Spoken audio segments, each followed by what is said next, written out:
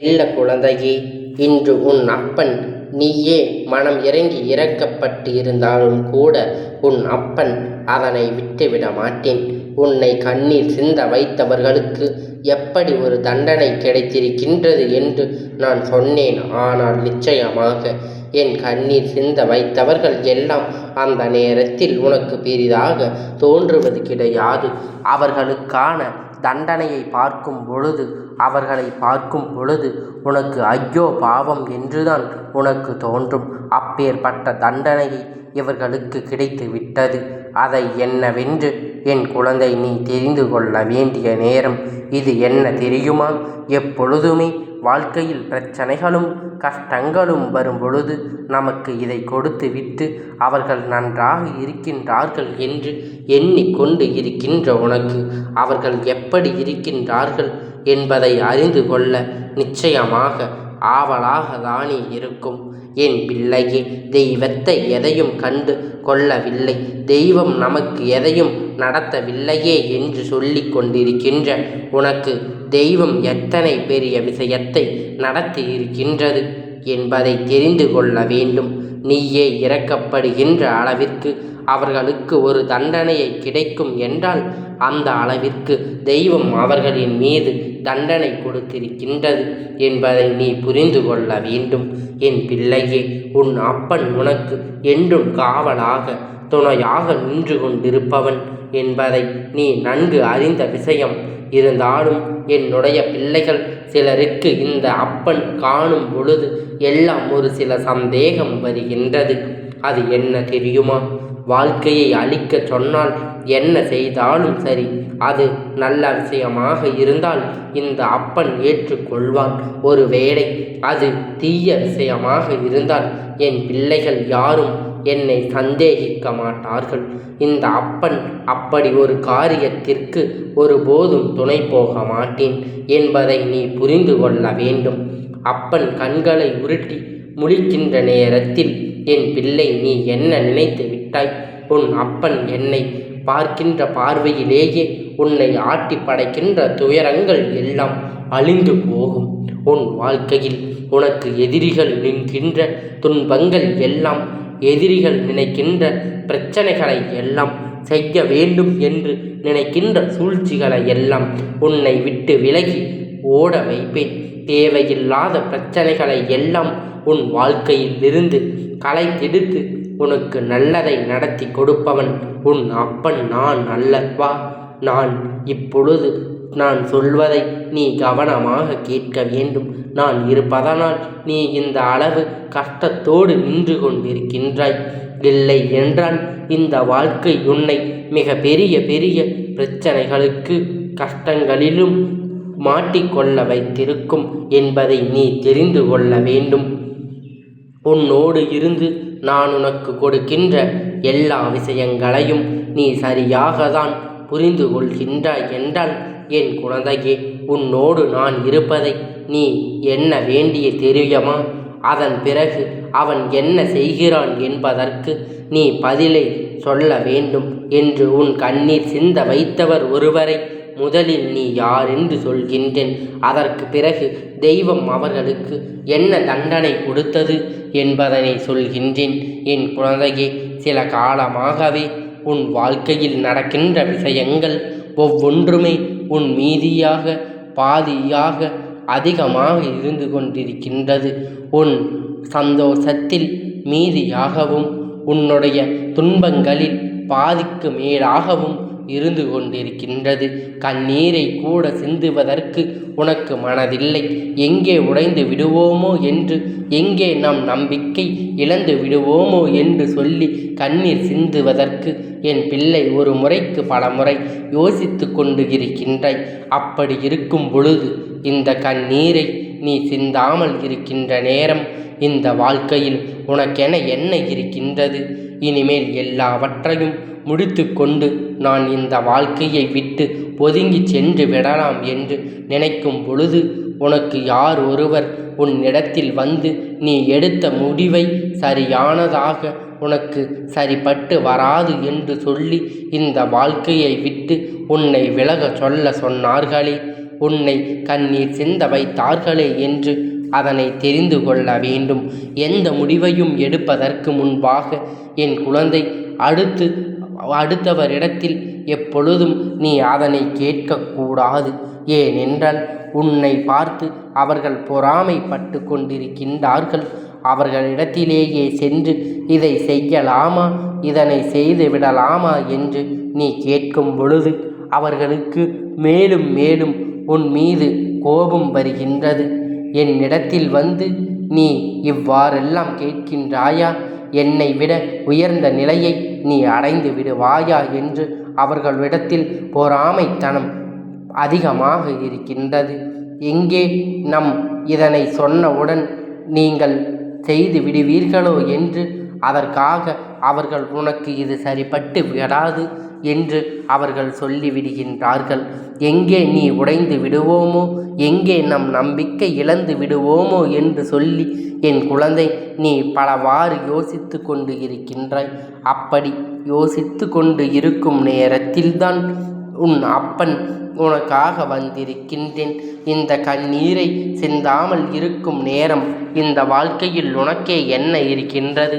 இனிமேல் எல்லாவற்றையும் முடித்து கொண்டு நம் இந்த வாழ்க்கையை விட்டு ஒதுங்கி சென்று விடலாம் என்று நீ நினைத்த பொழுது உனக்கு யார் ஒருவர் உன் இடத்தில் வந்து நீ எடுத்த முடிவு சரிதான், இதுவெல்லாம் உனக்கு சரிப்பட்டு வரும் என்று சொல்லி இந்த வாழ்க்கையை விட்டு உன்னை விலக சொன்னார்களோ அவர்களைத்தான் இத்தனை நேரமும் அப்பன் கண்காணித்து கொண்டு இருந்தேன்.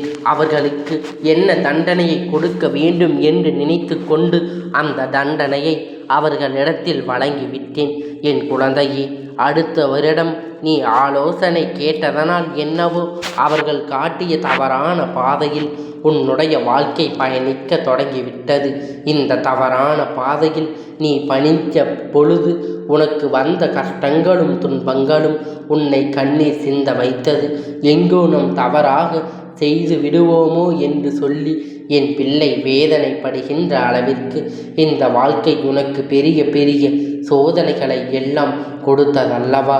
இப்பொழுது இந்த கண்ணீரை உன்னை சிந்த வைத்தவர்களின் நிலை என்னவென்று பார்க்கலாமா? என் குழந்தையே, இந்த அப்பன் பல முறை உன்னிடத்தில் எச்சரிக்கை செய்து இருக்கின்றேன். எந்த காலகட்டத்திலும் அடுத்தவர்களின் கண்ணீர் சிந்துகின்ற நிலைக்கு நம் காரணமாக இருக்கக்கூடாது. அடுத்தவர்களுக்கு ஒரு பிரச்சனை வரும் பொழுது அதை கண்டு ரசிக்கக்கூடாது. இன்னொருவரின் வேதனை ஒருவருக்கு சந்தோஷமாக மாறக்கூடாது. இதையெல்லாம் என் குழந்தை நீ புரிந்து கொண்டு இந்த வாழ்க்கையில் உனக்கு என்ன செய்ய வேண்டும் என்பதை நீ சரியாக தெரிந்து கொண்டால் போதும். என்ன நடந்தாலும் சரி, ஏது வந்தாலும் சரி, எது நடந்தாலும் சரி, உன்னை சுற்றி வருகின்ற விஷயங்களை சரியாக புரிந்து கொண்டு உன்னை தேடி வருகின்ற உண்மைகளை எல்லாம் நீ என்னவென்று தெரிந்து கொண்டு உனக்கென நான் செய்ய நினைக்கின்ற ஒவ்வொரு விஷயங்களையும் நீ சரியாக செய்து கொண்டால் போதும். இனி என்ன நடந்தாலும் அது உனக்கானதாக இந்த வாழ்க்கையில் நடக்கும் என்பதை என் குழந்தை நீ புரிந்து கொள்வாய். உன்னோடு உன் அப்பன் நான் இருக்கும் வரை இந்த வாழ்க்கையில் உனக்கு எந்த பயமும் தேவையில்லை. நான் இருக்கும் பொழுது உனக்கு கொடுக்கின்ற வெற்றியை சர்வ நிச்சயமாக என் குழந்தை நீ சரியாக பெற்றுக்கொள்ள வேண்டும். எந்த சூழ்நிலையிலும் உனக்கு கஷ்டங்கள் வந்து விட்டதாக எண்ணி நீ வருத்தப்படக்கூடாது. நான் இருக்கின்றேன். நொடியும் பொழுது உனக்கு கிடைக்கின்ற எல்லா வெற்றிகளையும் எண்ணி நீ பெரும் மகிழ்ச்சியோடு இருந்து கொண்டு எப்பேற்பட்ட சூழ்நிலையிலும் என் பிள்ளை நல்ல மாற்றத்தை அடைந்து விடுவாய். எப்பேற்பட்ட நேரத்திலும் உனக்கான நல்ல மாற்றங்களை நீ பெற்றுக்கொள்வாய். உன்னோடு நான் இருக்கின்றேன். ஒவ்வொரு நொடியிலும் உனக்கு மேலும் மேலும் சந்தோஷங்களை கொடுக்கின்ற நொடி பொழுதாக இருக்கும். இந்த அப்பன் எந்த நேரமும் உன்னை பின்தொடர்ந்து வந்து உன்னை கண்காணிப்பதற்கு என்ன காரணம் தெரியுமா? யாரெல்லாம் என் பிள்ளையை கண்ணீர் சிந்த வைத்தார்கள் என்பதை பார்ப்பதற்கு தான். என் குழந்தையே, சரி, இவையெல்லாம் ஒரு புறம் இருக்கட்டும். இவர்களுக்கு தண்டனையை கொடுத்தது யார் என்று முதலில் தெரிந்து கொண்டு உன்னுடைய குலதெய்வம் உன் குலதெய்வம் இந்த அப்பனாக இருக்கும் பட்சத்தில் அந்த தண்டனையை கொடுத்தது நான். அப்படி இல்லை என்றால் உன்னுடைய குலதெய்வம் வேறு யாராவது இருக்கும் பட்சத்தில் அவர்கள்தான் இவர்களுக்கு தண்டனையை கொடுத்திருக்கின்றார்கள். ஒரு மனிதன் எவ்வளவு தவறுகளை அடுத்தவர்களுக்கு செய்தாலும், அவர்கள் தன் குற்றமே செய்து இருந்தாலும் அதையெல்லாம் மறந்து அவனுக்கு என்றும் ஒருவர் இருக்கின்றார் என்றால் அது தன்னுடைய குலதெய்வம்தான் என்று அவர்களை நாடி சென்று கொண்டிருப்பார். குற்றம் செய்தாலும் செய்யாவிட்டாலும் எந்நாளும் கடவுளுடைய குழந்தைகளை தானே தெய்வங்கள் அவர்களுக்கு என்ன கொடுக்கும் என்பதுதான் அங்கு விதி. மாறும். இவர்கள் எண்ணிவிட்டார்கள், நாம் எல்லா தவறுகளையும் செய்து நம் தெய்வத்திடம் சென்று விட்டோமானால் நம் தெய்வம் நமக்கு எல்லாவற்றையும் அள்ளி கொடுக்கும் என்று.